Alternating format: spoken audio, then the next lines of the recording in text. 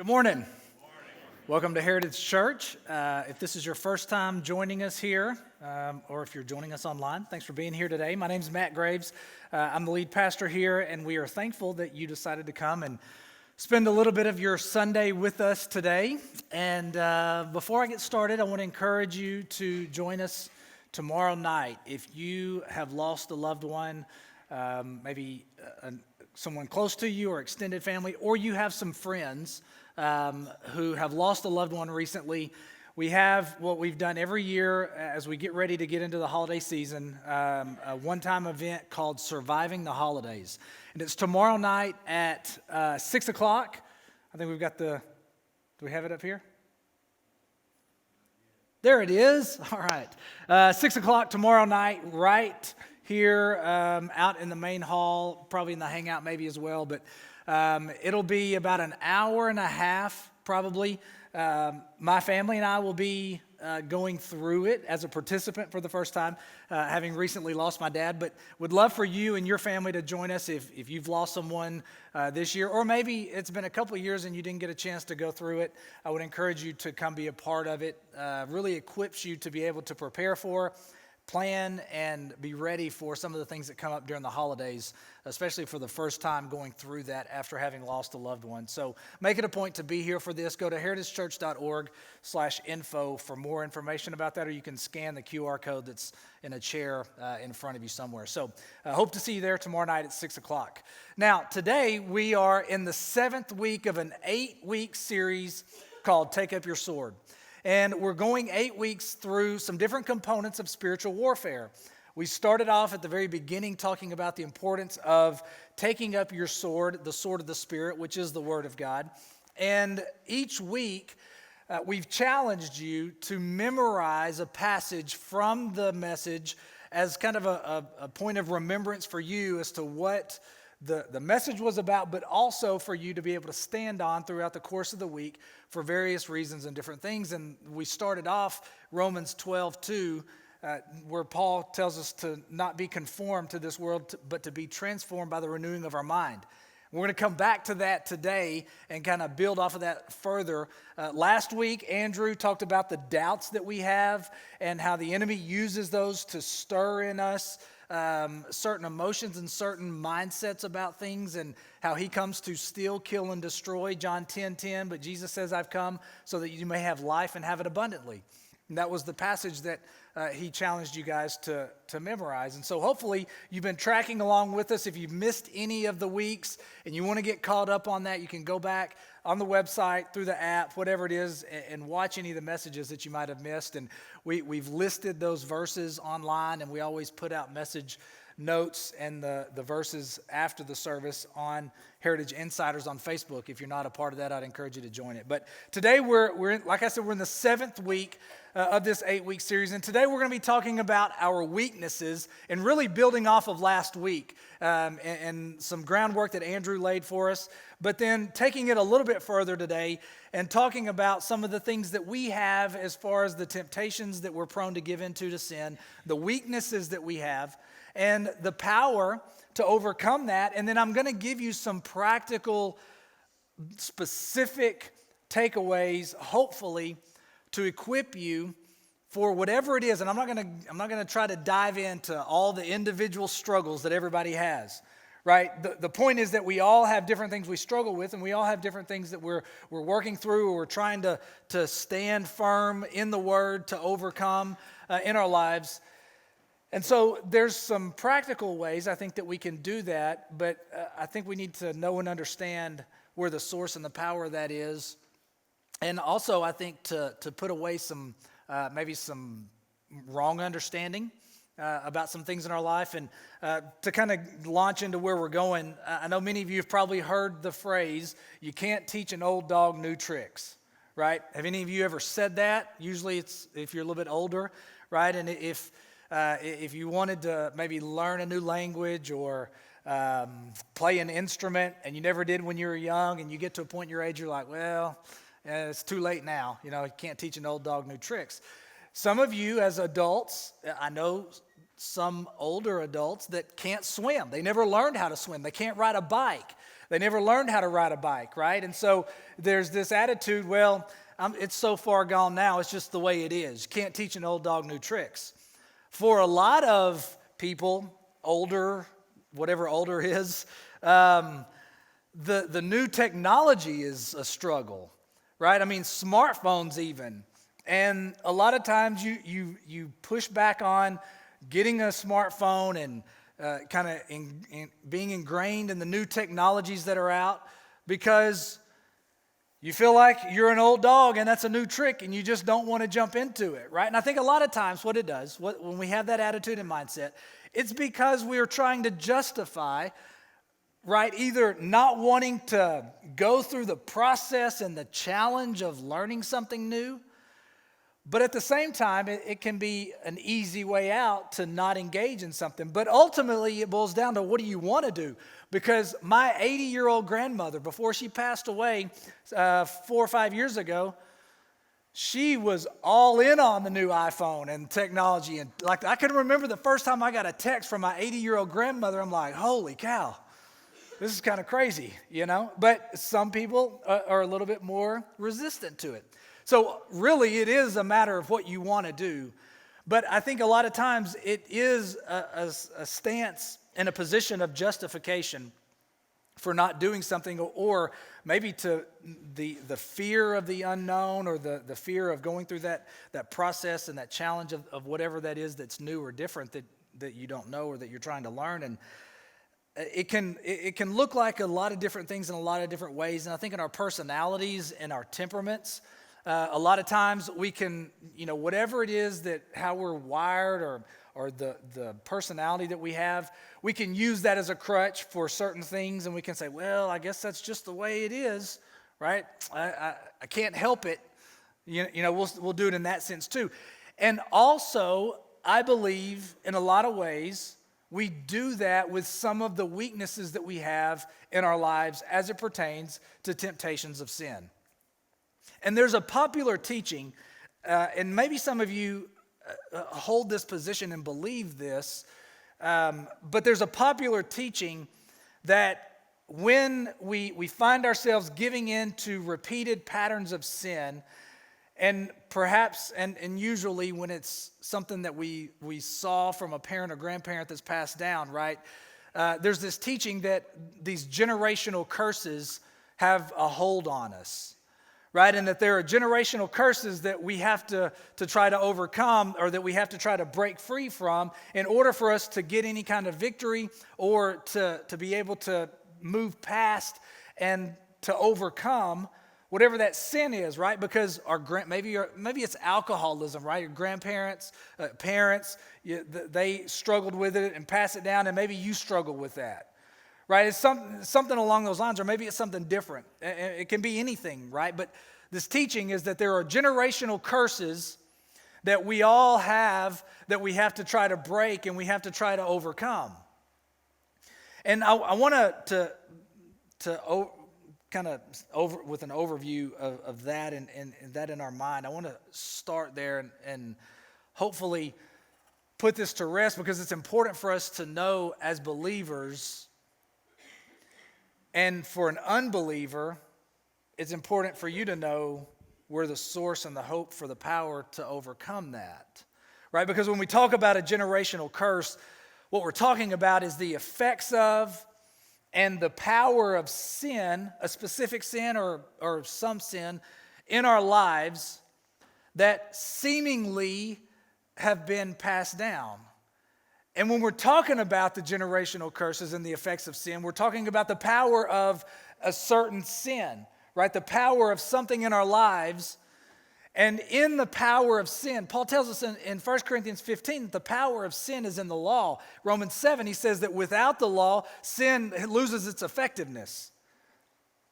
And so when we talk about generational curses, and we talk about this power of sin in our life, we need to know whether or not we're confined to that and what we need to do to overcome it.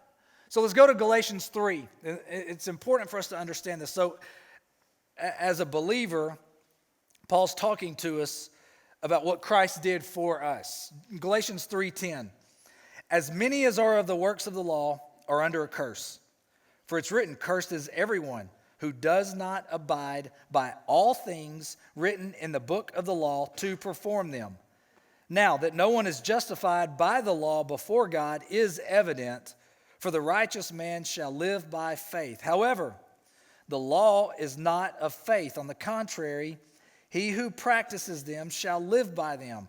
Christ redeemed us from the curse of the law. As a believer, this is important for you to know and understand. That as a believer, by faith, being justified by your faith, the righteous man shall live by faith. And we covered this a couple of weeks ago. And trying to hopefully get that position and that point established and settled. So he's telling us, those who have been justified by faith, he has redeemed us from the curse of the law, having become a curse for us, for it's written, cursed is everyone who hangs on a tree, in order that in Christ Jesus the blessing of Abraham might come to the Gentiles, so that we would receive the promise of the Spirit through faith. So, as a believer, you put your faith in Jesus. You've been justified by faith. He became a curse for you by hanging on the cross, referencing the Old Testament passage that says, cursed is everyone who hangs on a tree, becoming a curse for us to redeem us from the curse of the law.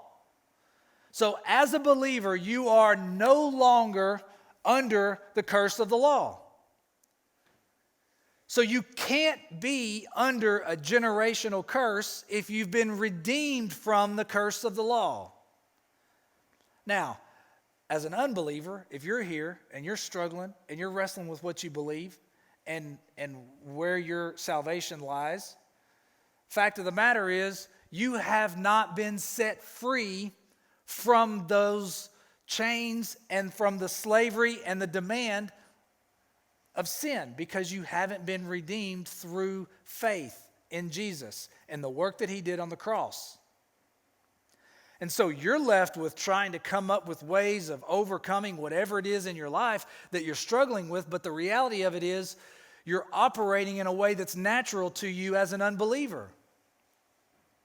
And you have no power in and of yourself, aside from some self-help strategies and some things we're going to look at in just a minute that the world will tell you, that some ways that maybe you can help be better,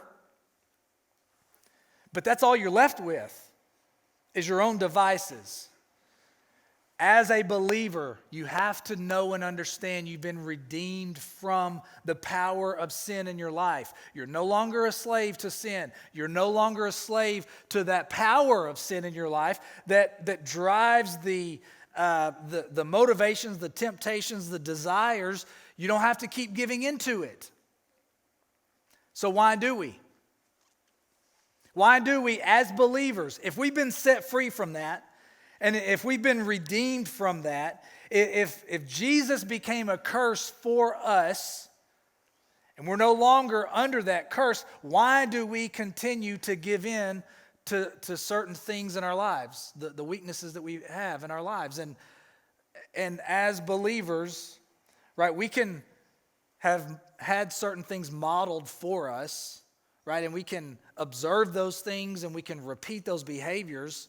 And there's patterns of sin that we repeat in our life, but we're not under a curse, because as an unbeliever, all of us, when we're born into this life, right, if you think that you're under a curse, then you're going to be searching for a way to get out of that, to be decursed, to be set free from the curse, to be released from it, right? But the problem is, you didn't do any, if you have this mindset, you didn't do anything to put yourself under this curse. It was passed down from generation to generation.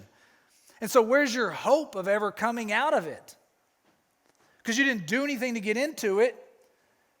But if you believe that, and as a believer you believe you're still stuck in that, then you're going to try to do things to get out of it. And the problem is you can't do anything that Jesus hasn't done for you to free you from that and to release you from that curse.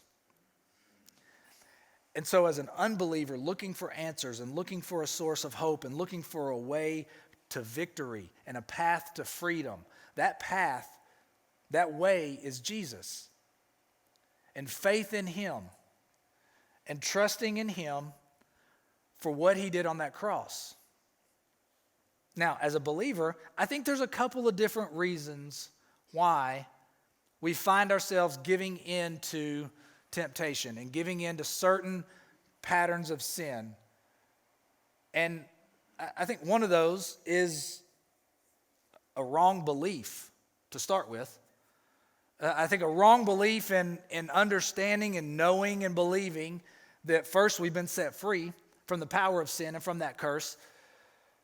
But two, to think that we've been set free in order to continue sinning, right? Paul had to address the same thing with the Romans. And this question and this thought that, we understand the grace of God, and so now I guess we just keep on sinning since we've been set free and we've been released from this curse. And it's this wrong belief of what the grace of God does. Because Paul tells us in Titus that the grace of God leads us into living righteously. But if we still have this mindset that we're under the law and we're under the demands of the law and we have to uphold the requirements of the law, then all we're doing is giving power to sin in our life, and it's just going to be this vicious cycle over and over and over and over. And some of you are in the middle of that cycle right now. Some of you are coming out of it. But it's a wrong belief. And it's why it's important to understand Galatians 3, those passages in 10 through 14 that we just read, that you've been set free from it, to know it so you can stand on it. Right? So that's one reason. Another reason is some of you have bad company. And I'm not talking about the 1970s English rock band.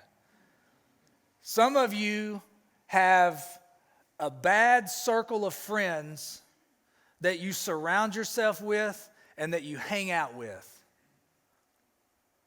And there's this popular mindset that some believers have, and this commonly used phrase that maybe some of you hold this mindset and attitude, that Jesus hung out with sinners, so I'm hanging out with all my friends who are sinners so that I can influence them for the kingdom of God. Now, how's that working out? Because Paul tells us in 1 Corinthians 15 to not be deceived, that bad company corrupts good morals. Bad company corrupts good morals. Right? And we can have this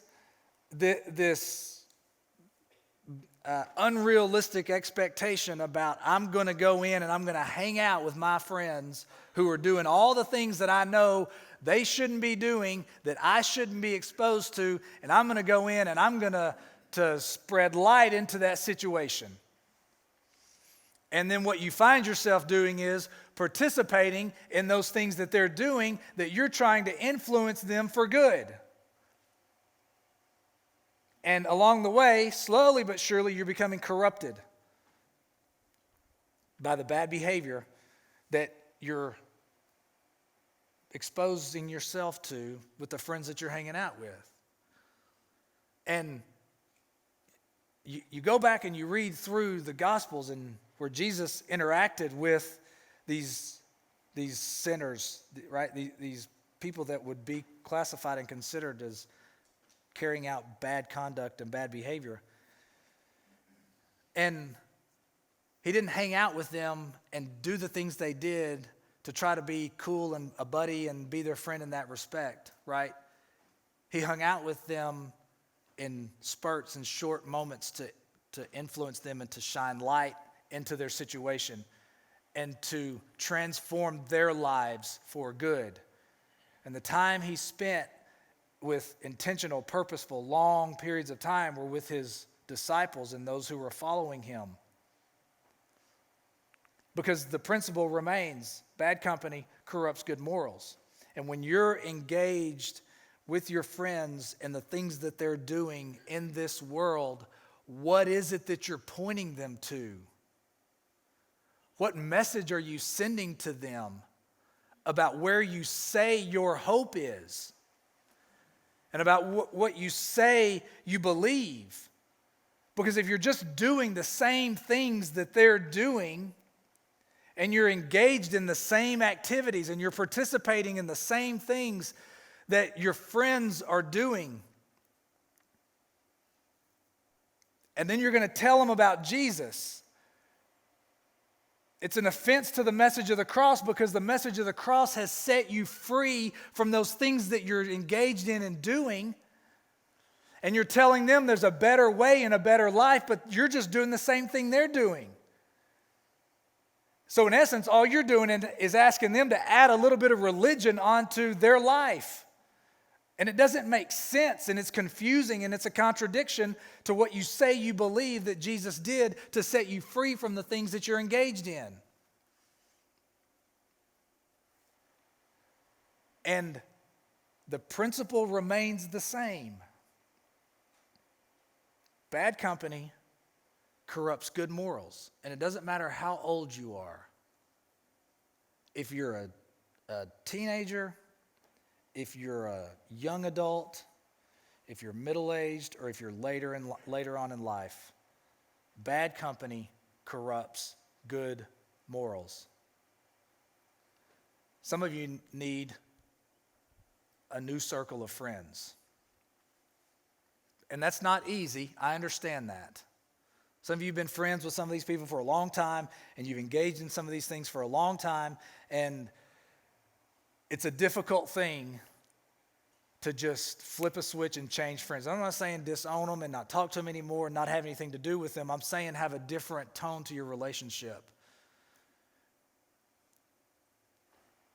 Because it's corrupting you and probably your family and your mindsets and your attitudes and your actions. And you're continuing in this cycle of giving into the temptation of sin because you're being influenced by the people that you hang around with. And so I go back to, just like we talked about, can't teach an old dog new tricks, right? It's a matter of what you want to do. And how important is it for you to stop the destructive behavior in your life that is going to cause problems in your life? Whether it's in your marriage, in your finances, at your job, with your kids, whatever it is. Whatever destructive, sinful behavior you find yourself engaged in and participating in, it's going to cause destruction in your life. And so how important is it to you to set it aside?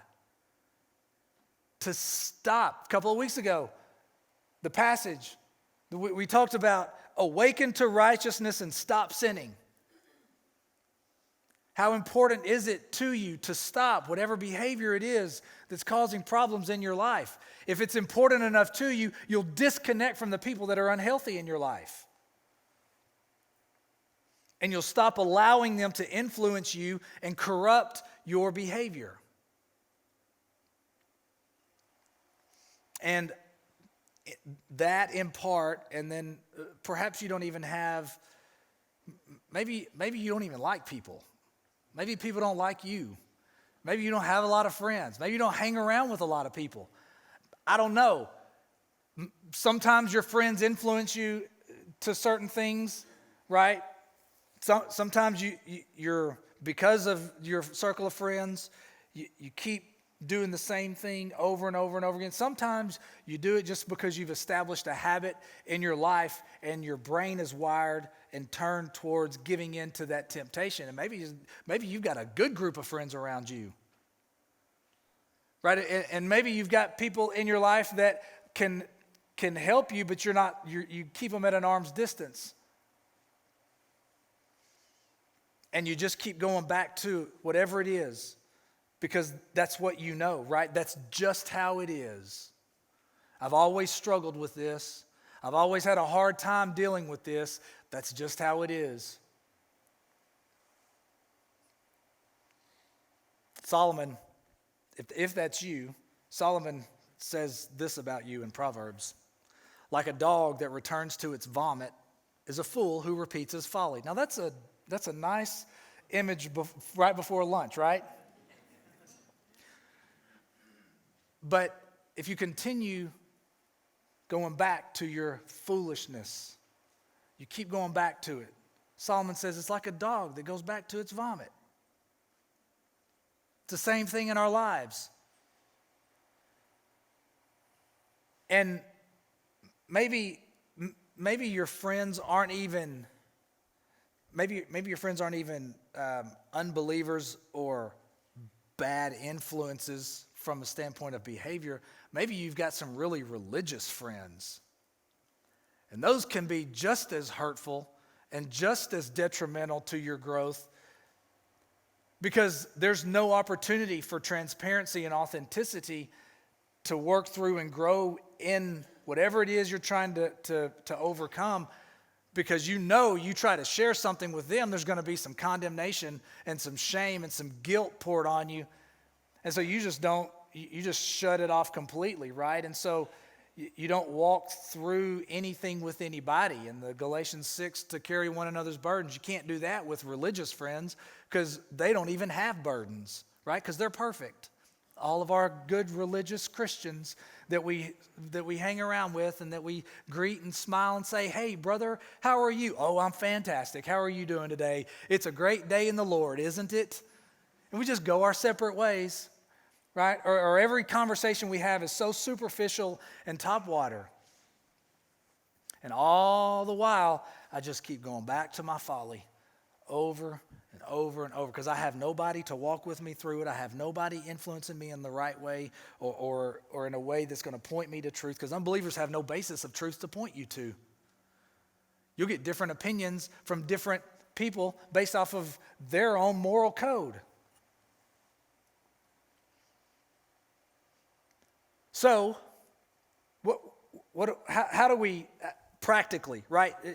Because I could just stand up here and try to make you feel bad about some of the things you're doing and be like, "All right, go be better today." But listen, I want to equip you and I want to challenge you, and I want you to live that abundant life. And John 10:10 that Andrew told you last week, memorize this. Jesus said, "The thief comes to steal, kill, and destroy." He wants to steal the joy, the victory that you have. Still you experiencing that. He can't steal the victory you have, but it's still you experiencing that victory, to try to keep you under the confines of whatever it is you give yourself into, and you think you can't get out of it. You think you're stuck, right? So I want to give you some practical process to begin the process of overcoming those things that you're still giving into in your life. And as a believer, I believe, I'm convinced strongly that if you're sitting there and you are a believer, you don't want to keep doing those things that you're doing. That you're wrestling and struggling inside, and there's this turmoil that you're experiencing, because as a believer, that's not who you are, and it's not what you're called to do. It's not who you're called to be, but you keep giving into it. And I think a part of the problem is, as believers, and specifically in this area, in this region, right? There's this mindset and this teaching or this admonishing, whatever it is, that when you become a believer, right? Most of us, in some way, shape, or form, it was, if it was prior to a few years ago, right? You walk down an aisle, whether it's at camp or a revival or at a church service, and you tell the preacher, "Hey, I want to get saved." Immediately, they either tell you directly, or they insinuate it, or they preach it in a message that you've been saved, now start acting like it. And this instruction to just flip a switch, Like all of a sudden, all those past behaviors, all those past attitudes, all those past mindsets, all those past habits, all those past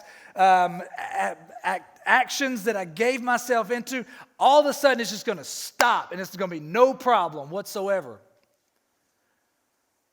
Well, that doesn't do anybody any good because it's not reasonable to think that somebody's going to just come down and say, hey, I want to put my faith in Jesus, and then all of a sudden, Satan and these demonic powers that Paul says we wrestle with, they just leave you alone. Like, we lost that one. All right, let's go on to the next one, guys. And we just walk through life, beat-bopping with butterflies and rainbows. Everything's good, right? No big deal. But that's not life. That's not reality. And all of you have experienced that. You know that. Here's what I want to be clear about before we go into the path that I want to try to challenge you with today. Right, 1 Corinthians, Paul says this: who's known the mind of the Lord that will instruct him? But we have the mind of Christ. As a believer, this is important for you to know and understand and to believe and to be able to stand on. That you have the mind of Christ. It'll blow your mind if you try to wrap your mind around the fullness of that. But you have the mind of Christ. But we're still instructed, very first week, Romans 12:2, we're still instructed to be transformed by what? The renewing of our mind. Right? We have the mind of Christ to be renewed. But he says, don't be conformed to this world, because we can still be influenced and absorbed with and inundated with the things of this world, and we'll be conformed to that because that bad company of the world and all the things of the world corrupt our behavior. And so Paul says, listen, you have the mind of Christ. Be transformed in your life. Stop acting like and being like and behaving like and doing the things of the world, being conformed to the world. Stop being conformed to the world and be transformed by the renewing of your mind. And the mind is an amazing thing, is it not? The mind really is an amazing thing. I mean, God created our mind. He created the brain to work and to function in the way that it works and functions. And even secular science, and I say secular science, that's a silly term, but it's not biblical based from its motivations and its paradigms and the influences that the results come from, right? But true science is rooted in the Creator and His handiwork in our lives. And I want to read something to you. This is about the neuroscience of behavior change. All right. So neuroscientists have discovered that creating new behaviors can be done by rewiring the brain. Now, we got a new wiring when we received the mind of Christ. So we're going to use the term renewing, right? By renewing the brain. We got a new wiring, we just need it renewed, okay? Neural pathways comprised of neurons connected by dendrites are created in the brain based on our habits and behaviors. So the number of dendrites increases with the frequency a behavior is performed. All right, so psychologist Deanne Ware, PhD, says that when brain cells communicate frequently, the connection between them strengthens, and the messages that travel the same pathways in the brain over and over begin to transmit faster and faster. With enough repetitions, these become automatic. So you think about reading, driving, riding a bike, swimming, right? Whatever it is that are just somewhat complicated behaviors, we do it automatically because these neural pathways have formed. It's estimated that it takes about 3 to 6 months for a new behavior to become a rewired brain, though this estimate varies by person. Connecting a new behavior to as many areas of the brain as possible helps develop new neural pathways. By tapping into all 5 senses, we create stickiness that helps form neural pathways. And we all have experiences that change us, and we can recall the sensations, the images, the smells, how we felt. The power is in connecting your goals to as many senses as possible. All right, so now, what's the point of that? You think about when you're first riding a bike, right? And you get on it, and there's all the different mechanisms from the handlebar to pedaling to balancing, right? Starting, stopping. As a kid, and if you've got kids recently that you've taught to learn to ride a bike, right? They'll ride, they'll fall, they'll get up, they'll ride, they'll fall. And you can either, if any of you are here, you never learned how to ride a bike and you're an adult, it's because you stopped when you fell and you got hurt and it was uncomfortable and it was difficult and you stumbled and there was you had a goal and you were progressing, but then you fell and you stopped and you just quit moving forward in that process.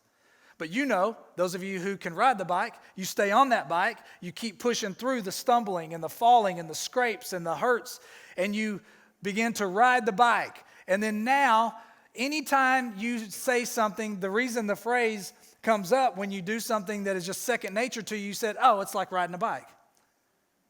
It's because you get on it and you don't think about balancing and holding the handlebars and starting and not falling. You get on, you just start riding. And this is what we're talking about, is renewing our mind by reprogramming our brain from those pathways of sin that have been established in our minds to where we're creating new pathways that what's automatic and what's fast is this comes up.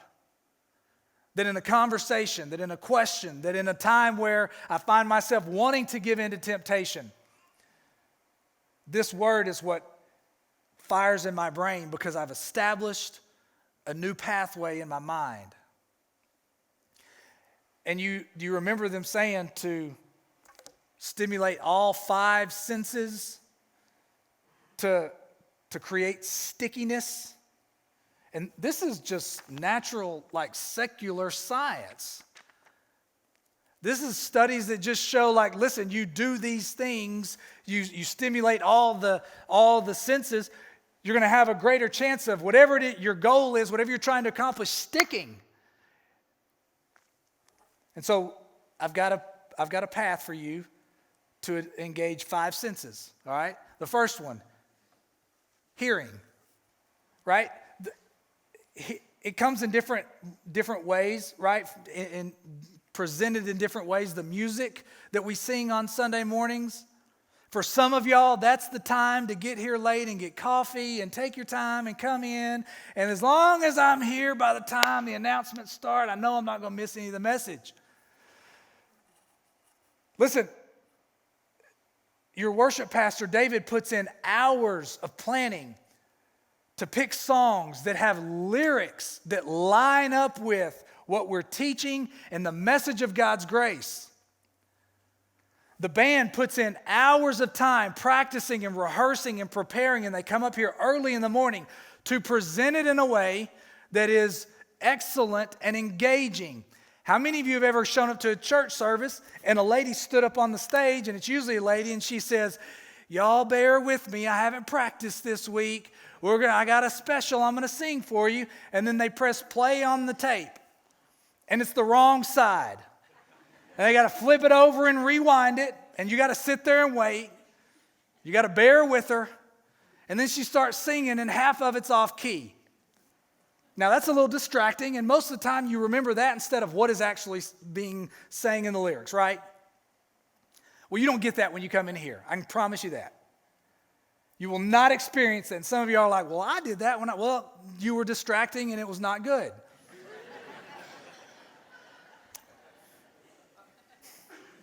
Sorry. American Idol changed my perspective on some of you needing Simon Cowell in your life. But listen, the lyrics that we sing are so rich and so deep. It's part of hearing His word. You come in here and you sit and you listen to me teach and share His word. There are apps that you can download. The Dwell app is fantastic. It's a great app that allows you to listen to the word of God with different voices and different background music, or not at all, different versions of the Bible. But to hear it, there's power in it. So get here on time with a purpose. Not just because we say it starts at 10, but because you're going to get to hear God's word through music, and it's going to be part of your senses being spurred on so that His word sticks in your mind and in your heart.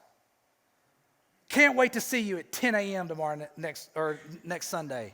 I'm excited. The next one, touch. Now, I'm a strong proponent of using a physical Bible. Now, I'm not pharisaical about this, but there's some supernatural power that takes place when you read the physical Bible, right? It's different than your phone. It's distraction-free, which there's a lot to be said for that.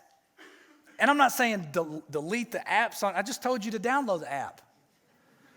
But when you're sitting down to read and study, get a physical Bible. And listen, if you don't have one and you need some help, we'll buy you one.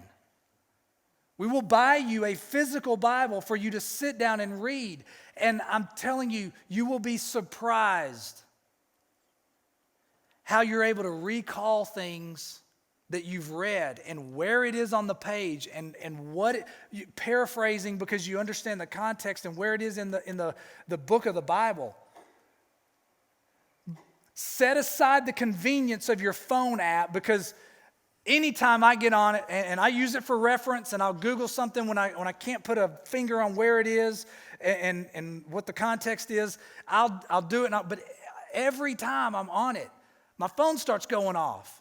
Text messages, group me messages, phone calls, whatever it is. And I'm sure many of you experience the same thing.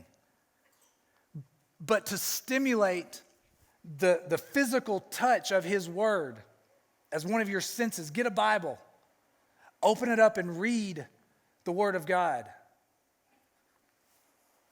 The next one, see it. Right?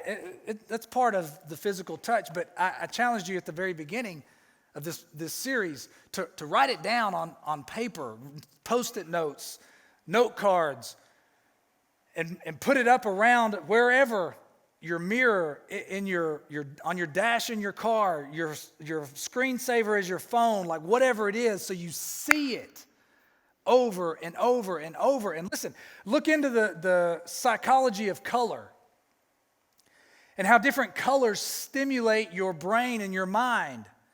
There's a lot of research that points to the color yellow being a color that stimulates your memory and helps with memorization and stimulates your brain. Every week in my sermon prep, I handwrite my sermons. I do it the first time on blue paper because blue stimulates creativity, and then my final draft, I write it on yellow paper every week because it's supposed to help stimulate memory. And many of you have commented that I stand up here and I teach without notes. Well, it's because God created my brain to be able to read notes off of yellow paper and memorize it. That's not anything I did. Yellow legal pads, there's a lot of people who believe, go back and look it up. You can Google it all. I'm just making stuff up.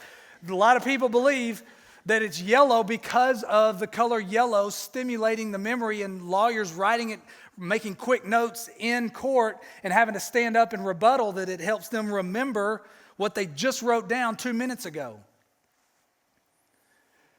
And listen, we're talking about being intentional about some things, And I know it's like, oh, like what are we doing? Like, this is kind of crazy. Yeah, it is kind of crazy, but so is giving over to temptation and sin over and over and over so that your life's destroyed. That's kind of crazy. Look at the next one.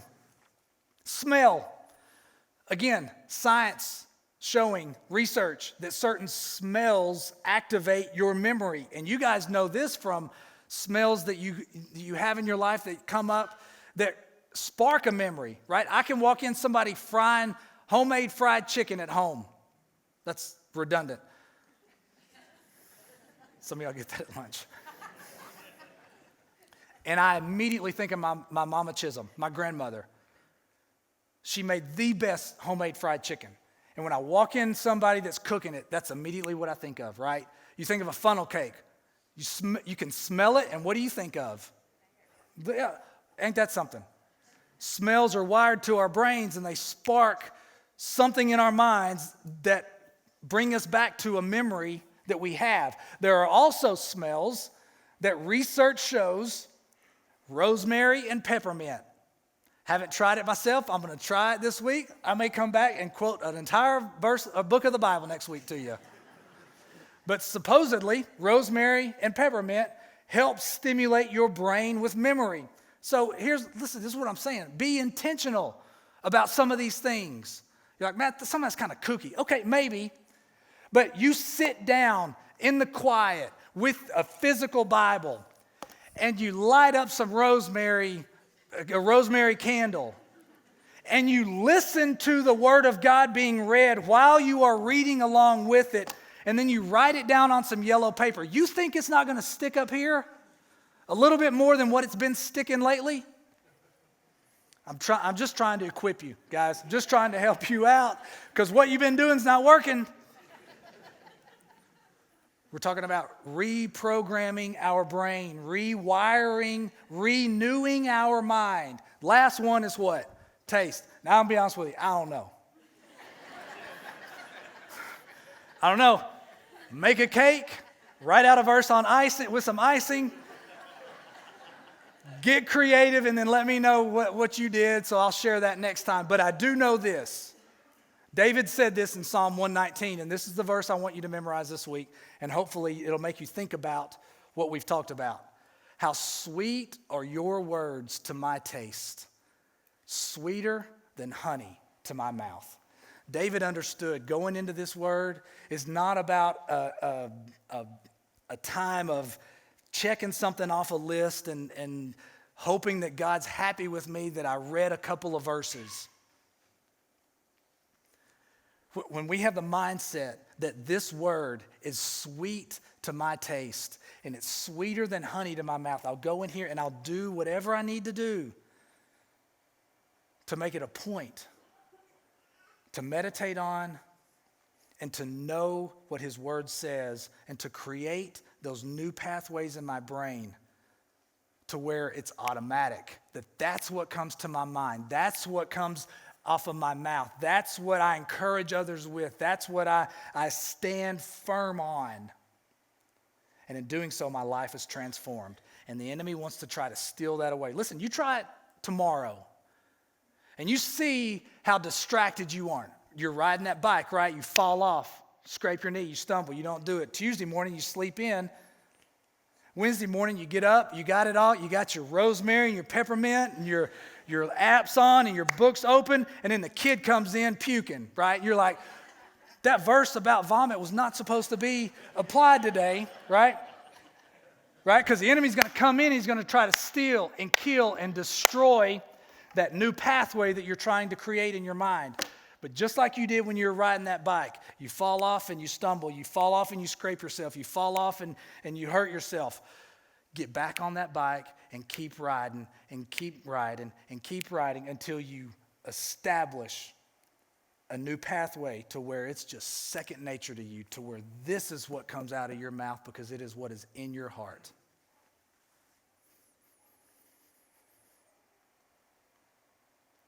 And in doing so, your life will be transformed. All right, next week, you're going to be here at 10 o'clock. I'm so excited. Tell all your friends. But next week, is going to be a great week to come. I'm telling you, listen, I know some of you got this every other schedule, this once every 2-3 weeks. I know back-to-back weeks may be a little tough for you, like strain and be here, okay? Next week, 10 o'clock. We're going to be celebrating some really great things next week. If you've been a part of Heritage at all or you're coming, you're like, what's Heritage about? Next week's going to be probably one of the most exciting Sundays to be a part of that we've had in a long time. All right? I'm telling you that because we're going to celebrate some things. I'm going to encourage you in some things, and I'm going to challenge you in some things, but it's going to be super exciting. Bobby Nell was talking through some of the things we're going to be going over, and she said I was crying 3 times. So happy tears, right? Some of you guys are like, well, I'm not coming. But I'm telling you, make it a point to be here next week and spread the word. Help us spread the word. We're going to spread it this week and let everybody know next Sunday, 10 a.m., here's some good music, and let's celebrate together some things God's doing here at Heritage. We'll see you next Sunday.